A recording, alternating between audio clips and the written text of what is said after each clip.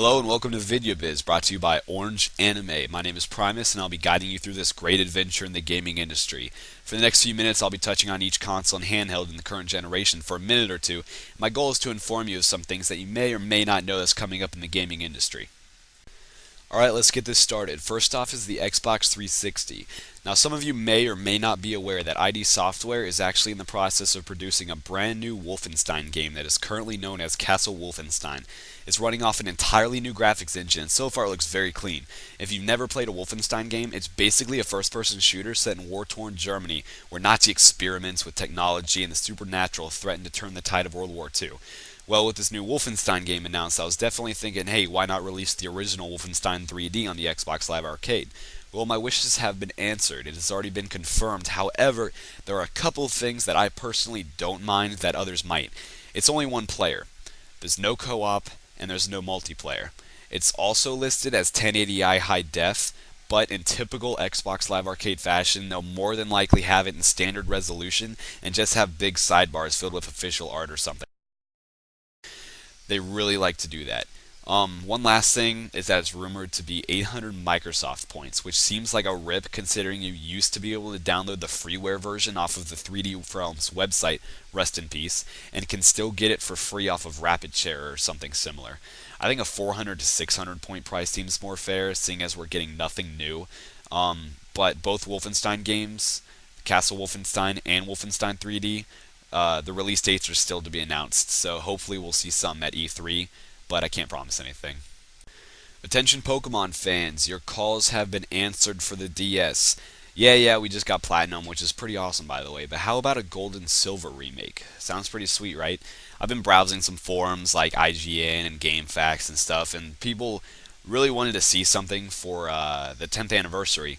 Well, it's official. Pokemon Gold and Silver will be remade, something that was hinted at a few weeks ago on Japan's Pokemon Sunday TV program. This is the 10th anniversary remake, and they're to be called Pokemon Heart Gold and Pokemon Soul Silver. Similar to the remakes on the Game Boy Advance of Red and Green, dubbed Fire Red and Leaf Green.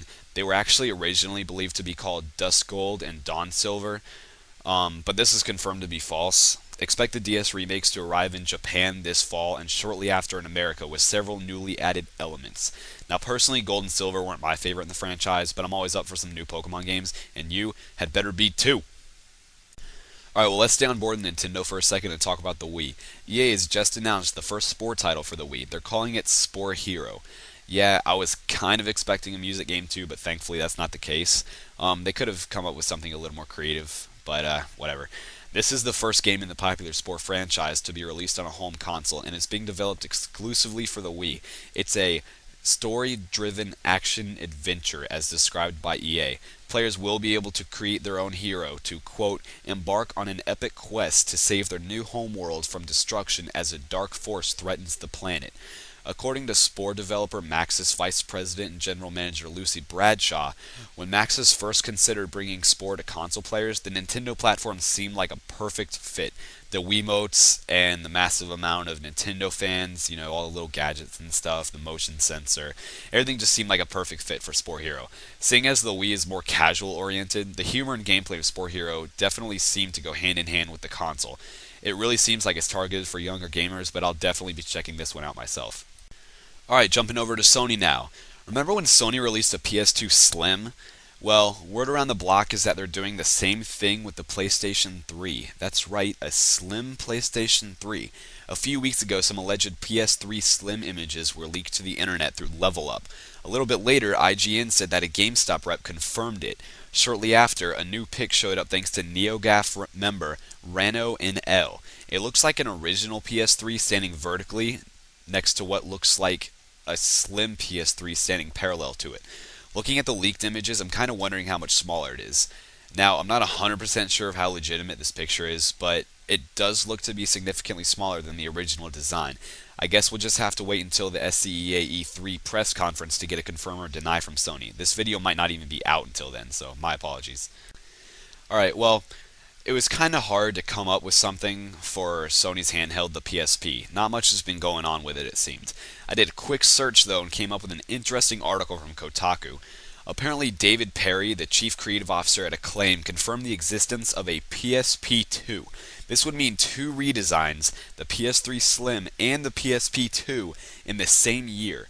Now, I'm not sure if this is just another redesign or if it's actually an entirely new platform for Sony. From what I've read, it's completely UMD free. No more of those weird little disc tray thingies. Apparently, they already have a prototype and are anticipating a release this fall. It sounds like a big year for Sony. This is another one that will have to wait until E3 though to be confirmed. But then again, the PSP has been out for a while, and it's about due for a predecessor. The idea of a UMD free PSP though, it begs the question of how games will be loaded onto the thing. Maybe kind of like cartridges similar to the DS or micro SD cards, but then again, pirating's a big issue, which the DS suffers from. But once again, we're going to have to wait and see. As for backwards compatibility, apparently they're going to put up all current PSP titles on PlayStation's online store, and they could be directly downloaded to the device. And that's it for the first ever Vidya Biz presented by Orange Anime. This is Primus signing off for the month of June. I hope you enjoyed this little presentation, and I hope you'll join me next month. Thanks again.